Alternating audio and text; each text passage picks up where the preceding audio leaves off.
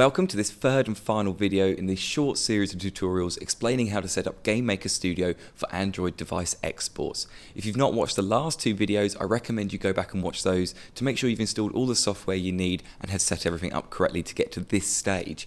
In this video, we're going to look at setting up the global game settings within your GameMaker project, and finally we'll actually do a test run onto the Android device.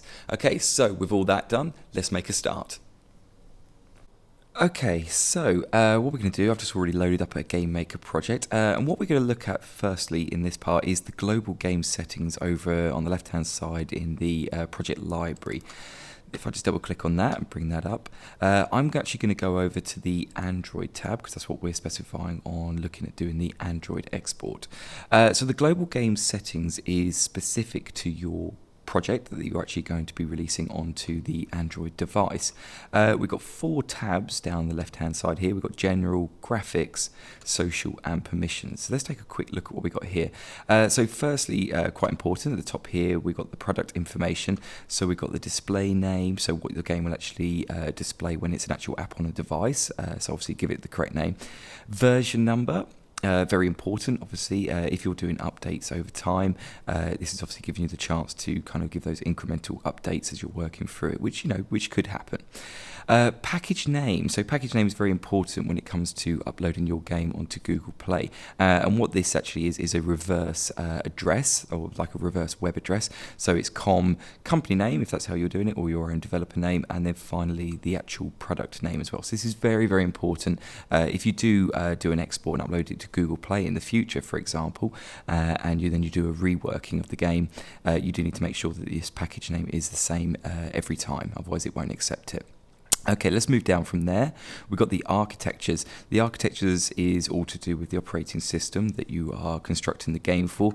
By default, all four of these are ticked. I generally, if I'm building a game, obviously I'm aiming for most platforms anyway, different architectures on the different devices. So I would just leave that by default, leave them all ticked. Orientation. This is obviously depending on which way you want your game to be played. So obviously, as we can see here, we've got landscape flipped, we've got portrait and portrait flipped. So you know what your game's going to be. Obviously, make sure you set that.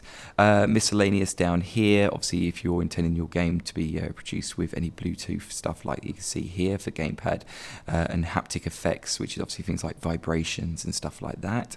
And obviously, Ouya packaging as well. Down on the right hand side we've got the splash screens. We've got one for landscape and one for portrait. So obviously this game I've got loaded up here as an example is only a landscape developed game, so obviously I've only used the splash screen for a landscape. Depends on what you're developing. So that covers this page here. Now you may find if you've done updates as GameMaker does, this page may change a little bit. If you're not too sure and you've got different stuff on here to me, then obviously I will put a link on the actual screen for you to go and follow the changes and what may be different. Okay, so that will develop at time to time. Let's go down to the graphics. Over on the right hand side, very, very important, we've got the icons for your game as they will be displayed actually on the actual device. Obviously you need to provide the different sizes for all those different options there, which I've already done. We've got obviously preferences here to do with the actual graphics of how it will run on the actual device. So interpolating between the colors, the screen color depth, device support, and then we've also got scaling. You know, generally you go with the default options unless you specifically know something very, very different.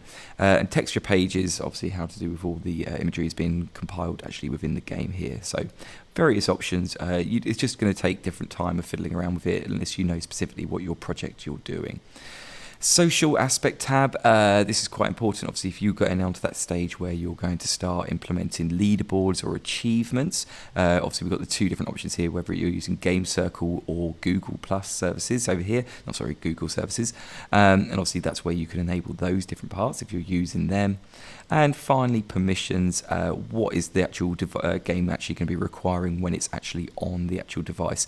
So obviously, you know, if you're using Bluetooth for connecting up to an external controller, we've got that. internet if you require that part of things. So obviously you can see all the different options on here. These are obviously very specific to depending on what the actual game is that you are making, and obviously you can put those parts in there. But obviously, quite importantly, definitely going through this product information here, getting those parts in, getting your icons in. So really at that stage, once you've got those parts in there, you are ready to go. We've installed all the software from the previous videos, we checked this over, we've put these details in, and that's it, we're good to go. So what I'm going to do is we're now going to move on to actually doing a test build, and I'm actually going to run it through an Android device. So if you may remember in the previous video, if I went to File and then Preferences, I'm going to go back over to the Android tab, because I did actually kind of do a setup showing you how you needed to check these bits and bobs beforehand. So what I'm going to do is I'm just going to check my key hash to make sure that's there, my private key store file, and at that stage I'm just going to double check my Android SDK and NDK files, so GameMaker knows that they're all there and they are fine. With that done, we're ready to go, we're all finished there, and that's it. So at this point here, what we do want to do is at the very top of GameMaker on the toolbar along here, we need to change what the target platform is we want to do a test run of the game. I'm going to check, obviously we're doing it for Android, so now my target device is Android rather than booting up the game on my Windows PC. We might want to time over here, we've got to clean the target just to make sure everything's okay there. And that leaves us then with two options. We've got over here run the game. We've got two versions of running the game. We can just run the game as normal, and we've also got the run the game in debug mode, which will give us a debug window to see actually what's going on in the background, make sure our scripts are all working fine. So we've got those two options there. With these two options for running the game, it will export the game out actually onto the device, and it would use the a program that's going to be installed on your device, which is a runner, a yo-yo compile runner. That's one way of doing it. The other option is actually the button to the left of the play buttons, which is a create an executable for your target. So if you have got the Android module, like we have obviously for doing this example here, this will allow me to do a full build, making an APK file that will go onto the desktop of the computer, which I could then later on either drag onto the device individually and install it that way. At the same time, obviously, it would give me the APK file, which I could then take over to Google Play into my developer account, and then I could upload that for alpha and beta testing, or literally go straight to production if I wanted to do it that way. What I'm going to do for this example is I'm going to show you via running the game. Okay, so let's give that a go now. Okay, so we're all ready to go.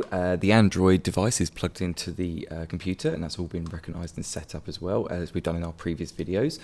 So at this stage, all I'm going to do now with Android target set over here, I'm just going to press the run the game. I'm going to let the program do its own thing and run through that. We can see the compile happening down the bottom here, going through the setup, and that should eventually, in a moment, run that actually onto our Android device.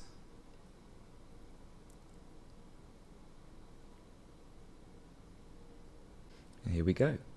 And there we are. That is our game running through onto our Android device, all working absolutely perfectly. So that's not done a full install onto the actual device. That's running via the runner, the Rio Games runner. So that's all on there, all done. So with that, we have got our devices now running our Android platform game. Well, that's it for these tutorials. Thanks for watching. Hopefully by now you should be all ready to go and be able to release your games onto Android device. At time to time, GameMaker Studio will be updated, as will all the SDKs in the Android manager. So you might want to keep on top of that and follow the link that I've got somewhere on the screen to GameMaker, where you can obviously learn about the updates that have happened and the changes within global game settings and such like that. But other than that, thanks for watching and enjoy making those games.